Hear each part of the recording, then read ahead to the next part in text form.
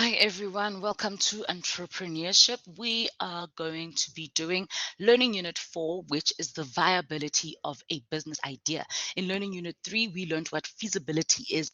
It's just a quick couple of questions that you ask yourself. Remember, there were certain steps that you ask yourself to find out if this idea is feasible and it's got something to do with, your passion for it.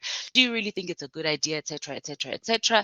And then we did those calculations that help you to determine whether or not it's feasible. After you found out that your idea is feasible, then you need to do a viability or determine the viability of your business idea.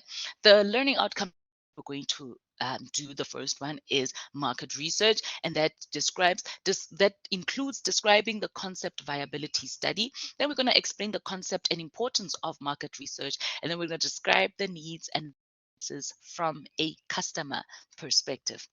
Then theme 2, which is about the different formats that includes explaining the types of business formats, and then we're also going to differentiate between a mission statement and objectives within the business.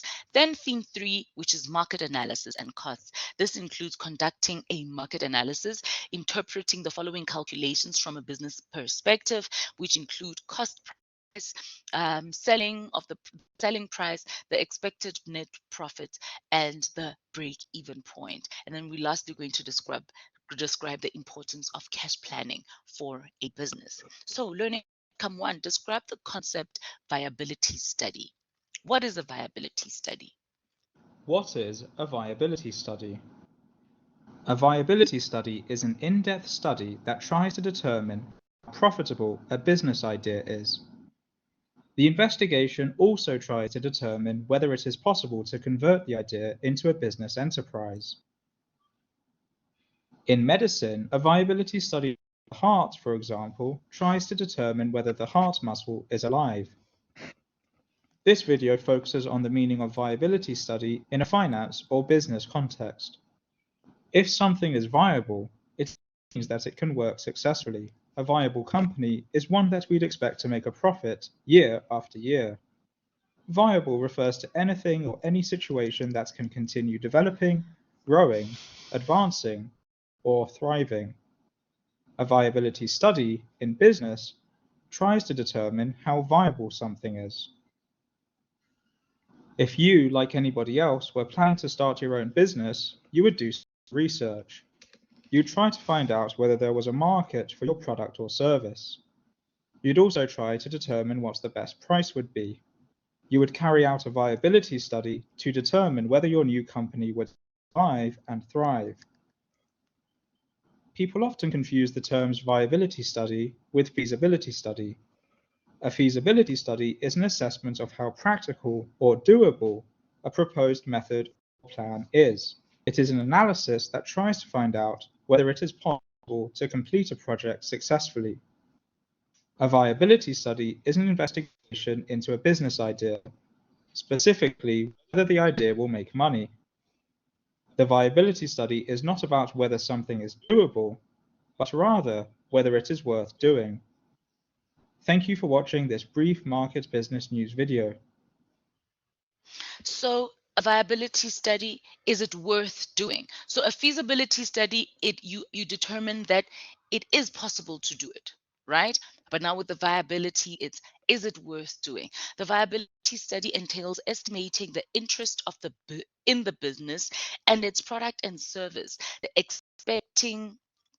let me start again. The viability study entails estimating the interest in the business and its product or service, the expected sales in units, and at a certain price, the expected costs associated with generating the sales, the strengths and weaknesses of the business, etc., etc. Essentially, a viability study is an in-depth investigation of the market and profit potential of the business idea. Again, emphasis on the fact that you can make money with this idea. If you're going to go into business and not make money, it would not make sense. Before you can begin with a viability study, you will have to do what they call market research. And remember, market is your customers. So the research on your customers and gather various facts and figures to estimate the size of this market. How many customers can you possibly get? There are 4 steps that should be taken to determine the market potential of the business idea. The first step the entrepreneur that should take is to conduct market research. The second step will be to establish the needs and characteristics of the potential customers. So after you've done this market research and found out who your customers are, then you're going to find out who are they really, what are their characteristics, right? And then the mission and objectives of the enterprise should be determined as the third step. And then the fourth step the entrepreneur should take is to perform a market analysis to determine the total potential market, the target market, and expected market share. And this is where the money comes in. The learning outcome 2, explain the concept and importance of market research. Market research entails gathering, analyzing, and interpreting information on a certain market, on a product or service to be offered for sale in that market, and on the past, present, and potential customers for the product or service. So with market research, you are really gathering information, you're finding out who are these people are, you're analyzing it, and you're interpreting what that information means for you as the person who's trying to enter the market with your potential product or service. It also involves the research into the characteristics, the buying behavior, the location and needs of the business's target market, the industry as a whole, and the specific competitors faced. And remember, when we did the business environment, we said in the business environment, there are three components: the market, the micro, and the macro. So within the market environment, where there are suppliers, there are competitors, and there are customers. In that analysis, within those customers, that's where the market research is. That's where you are determining who your customers are, what they love, etc., etc. These are some of the typical questions to which the entrepreneur should find answers. This is if you're doing that market research. Number one is there a need for my product or service? So that's a need analysis.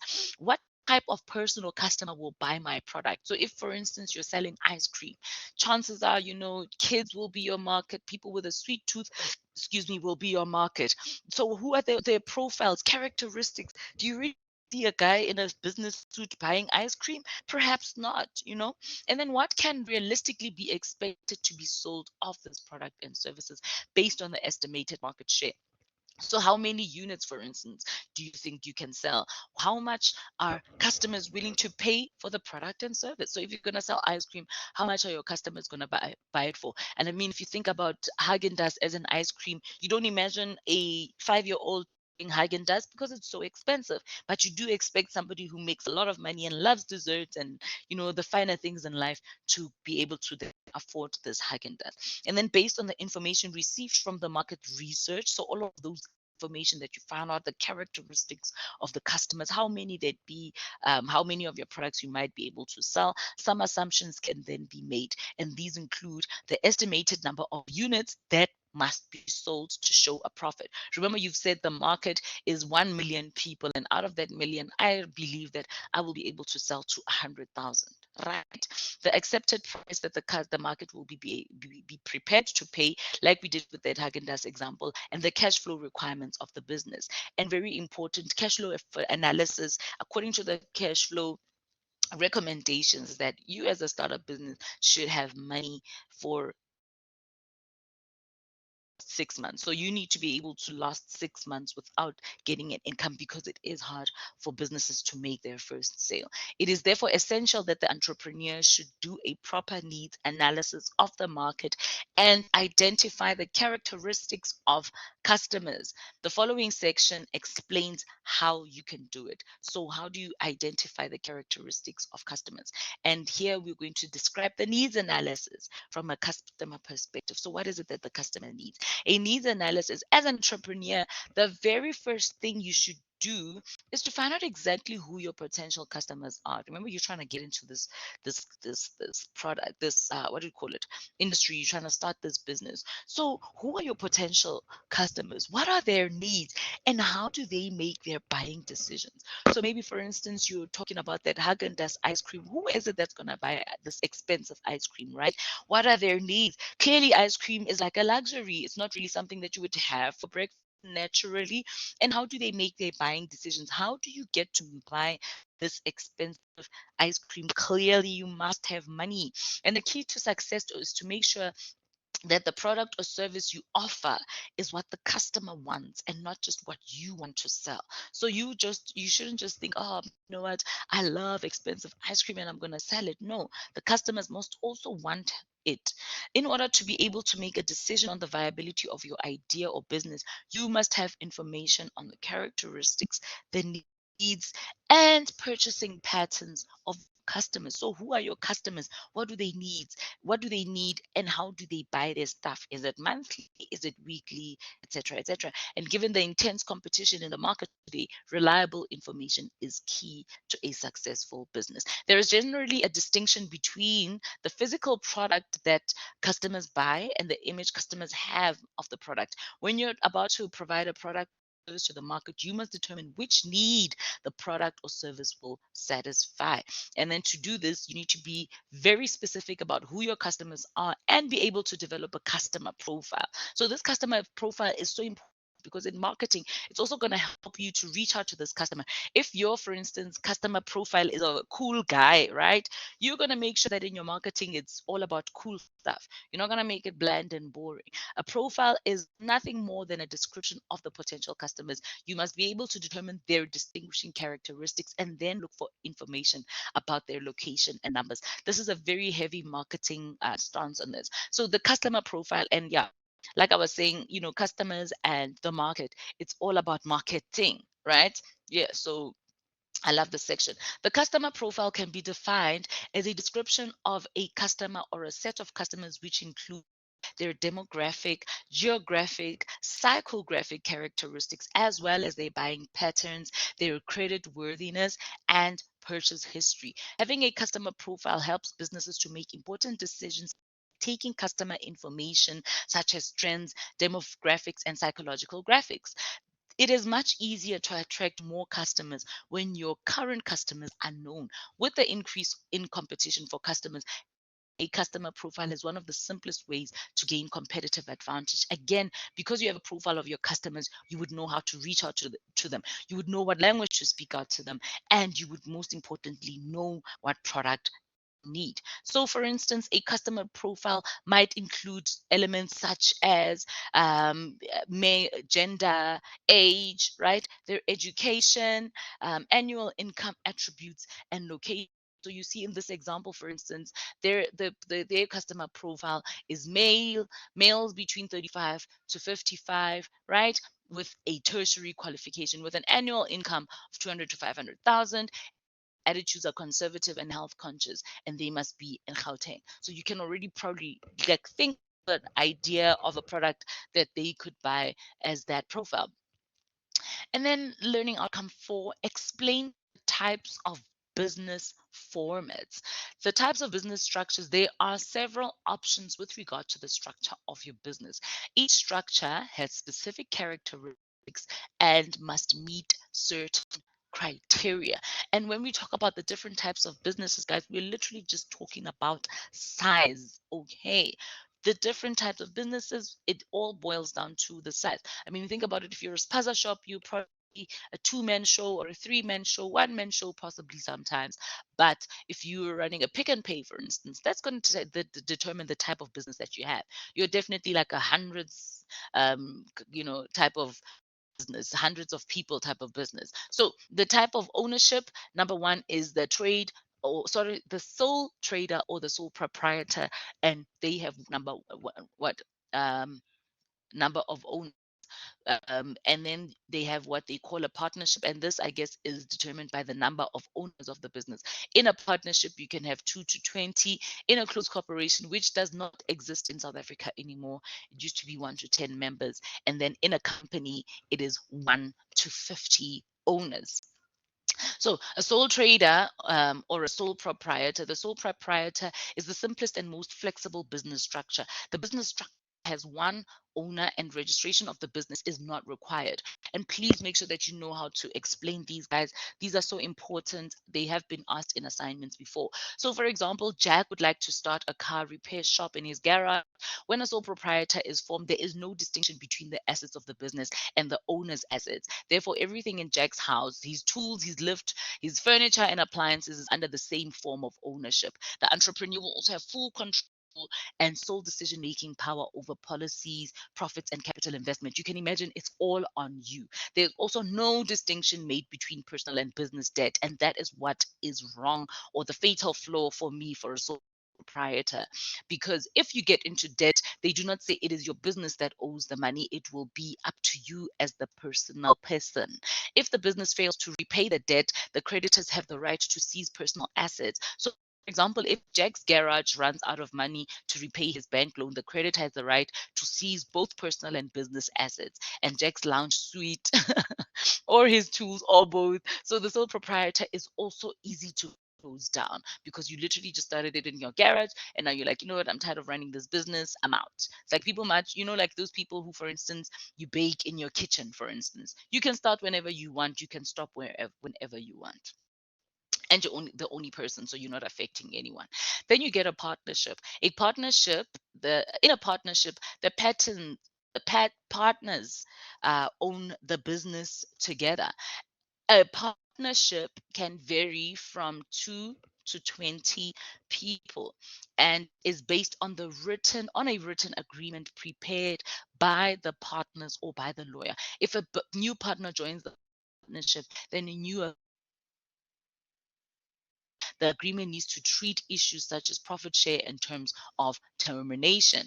As with a sole proprietorship in a partnership, there is no differentiation between the assets and the debts of the owners versus those of the business, nor does the law distinguish between nor does the law distinguish between the assets of the different partners and debt. For example, if the business fails to repay its debt, then the creditors can legally pursue their invested funds by recovering the money from the sale of the property, whether privately or collectively owned of the partners.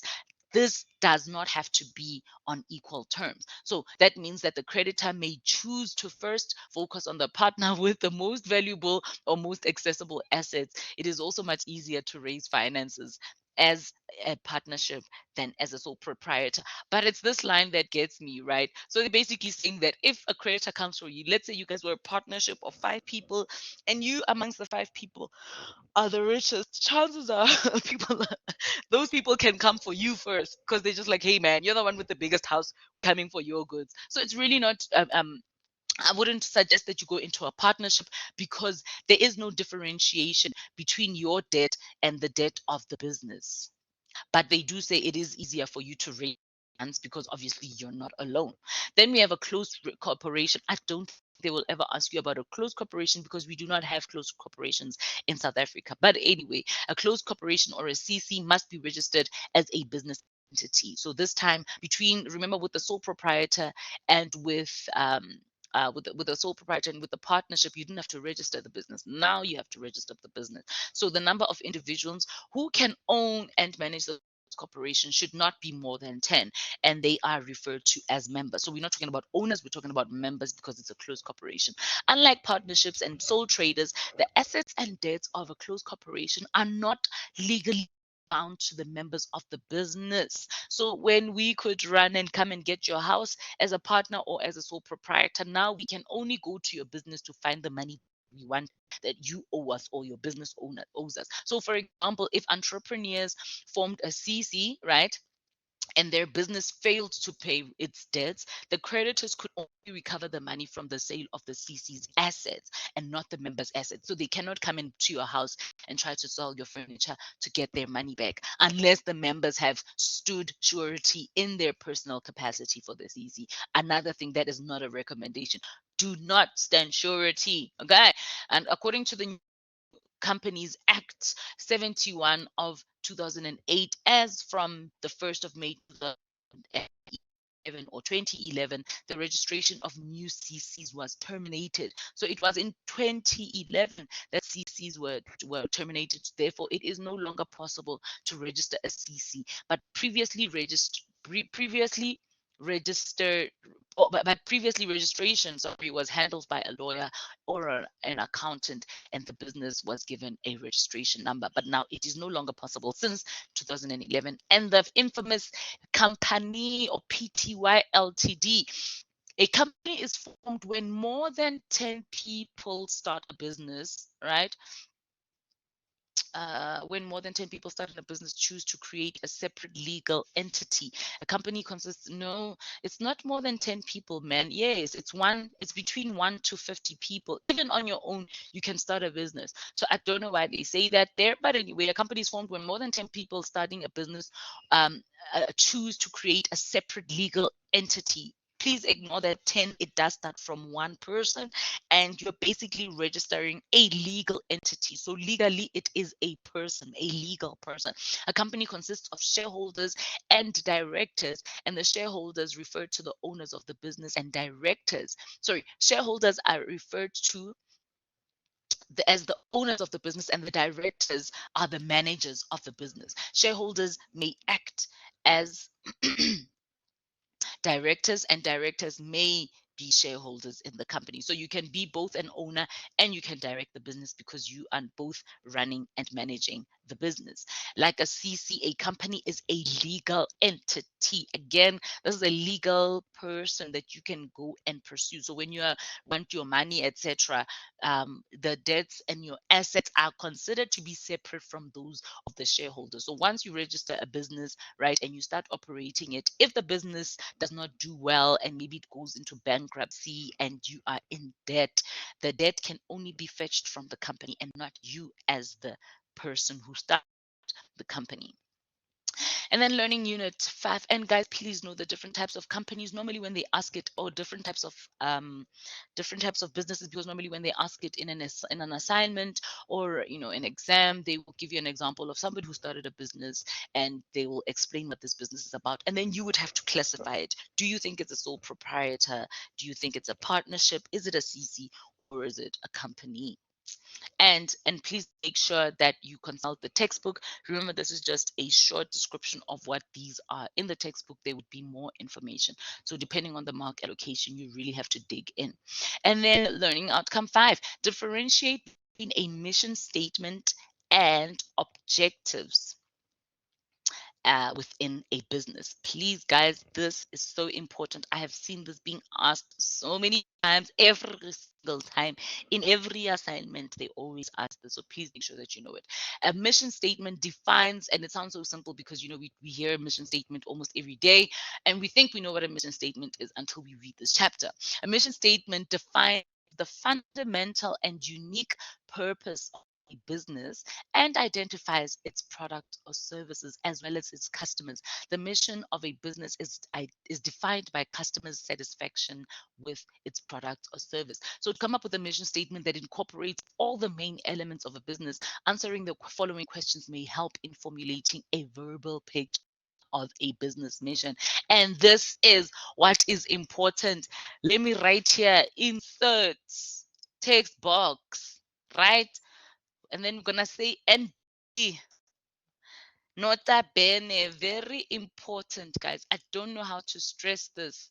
Or let's make it actually undo, make this red, right? Then we're gonna make it 100 times bigger, because I just want to show you guys how important this slide is. It can be asked for 10 marks, it can be for 20 marks. Please make sure that you know it. These are the components of a mission statement. So when you write a business statement or mission statement, your mission statement should contain all of these. And please, I'm not saying that every business that you see, sometimes you will look onto the internet and you will see a mission statement is like one sentence, right? If you evaluate mission statement by saying, does the mission statement contain all of these questions? And your mission statement is supposed to. A mission statement is basically how you conduct your business, and it needs to be detailed. All right. And part of that detail includes why are you in business. So in your mission statement, it needs to be stated in there. I am in business to be the leading innovation company of the what. Who are your customers? We are targeting customers from what. The image of your business that you want to convey. We are environmentally friendly or whatever. What is the nature of your product and service? Innovation driven, what eco-friendly, in products. What level of service do you provide? Is it excellent? What role do you and the employees play? A lot of companies depend on employees, so it is important to acknowledge the role that they play. What kind of relationship will you maintain with your suppliers? How do you differ from your competitors? And how will you use technology, capital, process, products, and services to reach your goals, and what underlying philosophies or values are guided what values guided your responses to the previous question? So, in other words, maybe you love honesty, honesty, transparency, accountability. That's when those, those values come in. So, I wanted us to do a mission statement, but I will do it when we do like a live session, and we can come up with a mission statement of a company, right? Then we said we were going to do the difference between a mission statement and an objective, right? An objective is what the business wants to achieve within a set period of time. So your mission is to go into business and have the best products and services for this customer, and our philosophy is what. Whereas an objective is, in what time period do I want to achieve this, right? So having the set mission statement, you can now formulate your objectives. The SMART framework states that the characteristics of a good objective should be specific, measurable, attainable, relevant, and time bound. Entrepreneurs can follow this framework to properly formulate the objectives of a business. So if you're going to say, in what time period do I want to achieve this? Number one, it must be specific. You must provide a clear description of what needs to be achieved, right? Clear. And then measurable includes a metric with a target and indicates success, right? We must say we want to target 100 customers or 100 sales in 1 month, right? Attainable, it must be realistic, yet it must still be challenging. You can't say, I want to get 2 customers. Yes, it'll be so easy for you to reach it, but is it really worth it to only achieve 2? And then relevant, should relate. It means that the objective should relate to the business's mission and strategic goals. And then time bound, you should have a specific time limit in mind.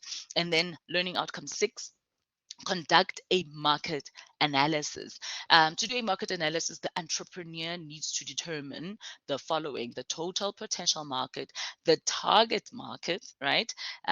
So number one, how many how many customers are there? Number two, who are these customers? Number three, the size and positioning of these people. So how many are there, and are they positioned as luxury, blah blah blah blah blah. And then the expected market share. So in other words, how many of those products can you sell?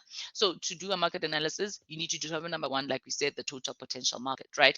In calculating the total potential market, it is not easy to describe and evaluate a potential market. Most entrepreneurs working with unquantified information have no alternative but to assume. However, when you identify the need for your product, you collect much of the information needed to segment your market. You begin by dividing the potential market into segments. So you're going to say, this is my market, but now this market can be divided, right? Number two, when you then calculate that potential market, right? Establishing your target market involves 3 steps. Number one, market segmentation, evaluation and the target market decision, and then market positioning. When we talk about market segmentation, it is the division of the total potential heterogeneous, so different consumer market into smaller homogeneous groups. So you're saying to yourself, there are 100 customers, but I know if I divide these customers, some of them, they love expensive things, there are some of them like cheap things, etc. So you're dividing them into smaller homogeneous, which means the same type or similar groups that have similarities and characteristics in common.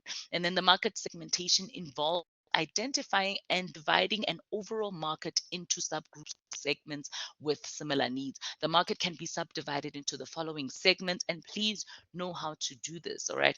Number one, if you do market segmentation, you can subdivide groups according to their demographic segmentation. So if you divide them demographically, demographic features such as age, their gender, their race, religion, family size, income, and education are useful for describing customers. This is important because if you, let's say, have a hair salon, you would know that, oh, okay, a lot of females come there. If you start a barber shop, you will know it's a lot of males, right? And the age, etc., etc. Age matters. Are your customers 5 years old or are they 50 years old? Then the second one is geographic segmentation. So you can divide your customers based on where they live. A Pick and Pay, for instance, will target customers based on where they live because they expect that the people that live in the neighborhood within which they have what do you call it, open their Pick and Pay will come and buy, right? So segmenting geographically means segmenting based on location. It is not always possible to serve all potential customers, and therefore you may decide, for example, to focus initially only in Cape Town or Hermanus. And then the third way that you can segment a market is psychographic segmentation. Customers can be grouped on the basis of their personality traits, their values, their attitudes, their interests, and their lifestyle. Lifestyle is so important, right? Think about restaurants and how they know, hey, we love the nightlife people, we like people abathanda izinto, or so for instance, those who enjoy the outdoors and like 4x4 driving, that could be your market. So if you like the 4x4 people, where are they, when are they doing what they like to do, etc., etc. And then behavioristic. So not only in terms of their personal traits, but this is based on actual customer buying behavior. When do they buy? Where do they buy? How much do they buy? Some behaviors include readiness to purchase, level of loyalty, the frequency of the interactions with your brand, occasions, and benefits sought. Some people may prefer seafood to Italian. Some people may prefer quiet romantic settings, while others prefer lively music and dancing while they dine. Some only eat out special occasions, and others do so at least once a week. So customer behavior varies, and it is important for you to know it so that you know when to offer your product. Then step two, evaluating the target market decision. Having grouped the total market into segments, remember now we've just divided into demographic segment, what? Psychographic, geographic. You must then select one segment as your target market. So you're going to say to yourself, out of the ones that I've just divided, which one am I going to pursue? Remember, you're not going to be able to pursue everything, right? So the choice should be governed by such things such as accessibility. Will you be able to reach your customers, right? Measurability. Can you measure the number of customers in your segment? Profitability. Can those customers pay the price for product that will enable you to make a profit? And then step number three would be if you choose more than one segment as your target market, designing a different marketing campaign for each segment. So for instance, remember, divided your customers geographically, but then you also divided them demographically, right? If you choose more than one segment, you must have a different marketing strategy for each one because they will have different characteristics. For example, if one market segment prefers Indian food and the other one Chinese food, the advertising to each of these segments will differ. You will not have an Indian food advert with Chinese people speaking Chinese with chopsticks. All right. And you will not sell Chinese food with a fork. Okay. In summary, it is important, it is impossible for an entrepreneur to focus on the entire market. It is preferable and realistic to focus on a segment only, like we find Indian restaurants, etc. We call this the target market decision. And successful entrepreneurs go for a large share of one segment rather than a small share of the total market. Then, step number two of the market analysis is the target market. A target market is a specific group of customers at which a business aims its profit and services. The market refers to a specific market segment or segments at which the entrepreneur will direct the products or services. To determine the target market, the entrepreneur will first have to find out what part of the total potential market is served by competitors. Then they will make a list of competitors and determine which segment of the market is their target market. Once this is done, deduct their market share from the total potential market. So you're going to say, which customers are my competitors serving? After you've determined that, then you say, oh, okay, I see that they're not serving these people. Let me rather then target those people. A thorough analysis of the competitors is necessary, because you don't want to target people that your competitors are already targeting. They are already loyal. It's like a BMW dealership trying to target Mercedes-Benz customers. Those people are loyal. Leave them alone. Start with your people who love the BMW and love German cars, but maybe, they don't like the conservative nature of a Mercedes, blah, blah, blah, blah, blah. So determine, for example, who they are, where they are, what products they sell, and what prices they charge. And this is your competitor. The entrepreneur now needs to determine how well they will be able to compete with them.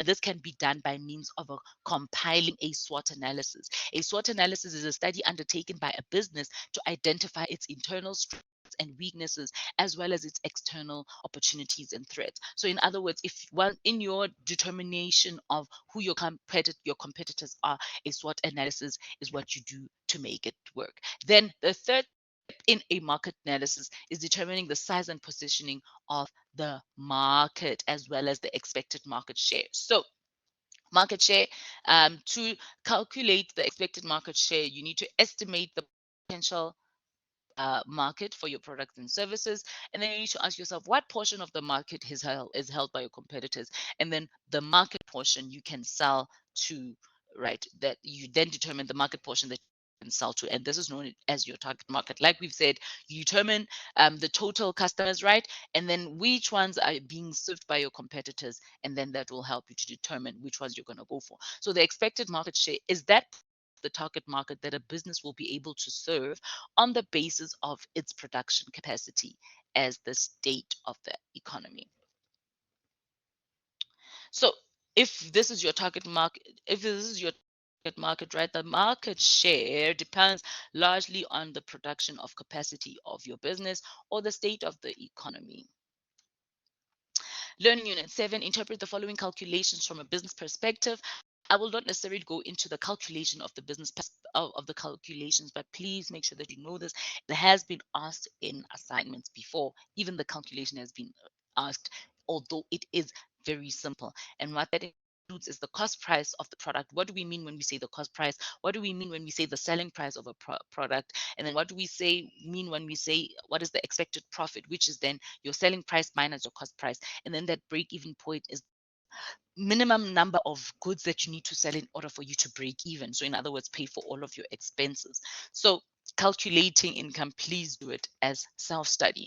And then the last learning outcome we're going to touch on is describe the importance of cash planning for a business. If you're going to be in business, how important is cash planning for you, right? The cash budget is a formal plan for forecasting future receipts and payments of cash over a specific period of time, such as a month, a quarter of a year. So the amount of cash payments that you would need to make. And remember, in the beginning, when you start a business, it is hard to make sales. So it is important to forecast that and make sure that you've got that kind of a money in your pocket already. The cash budget allows you to establish how much cash is flowing into and out of your business. However, its primary purpose is to provide the status of the business's cash position at any point of time. The budget can also be used to plan for short-term credit needs. It can be used to present to your bank, right, or other financial institutions to demonstrate your proper financial standing, and it can be used to help you predict months when your business might have cash shortfalls, and it can be used to highlight primary areas in your payment schedule. For example, payments to creditors may be lumped together on one date. So therefore, careful planning could spread this evening throughout the entire year. It's like if you in the ice cream business, you know that you make most of your money in summer. In winter, you kind of need to save the money that you made in summer and make sure that it lasts you in the winter months. And that's it for this learning unit. Thank you so much.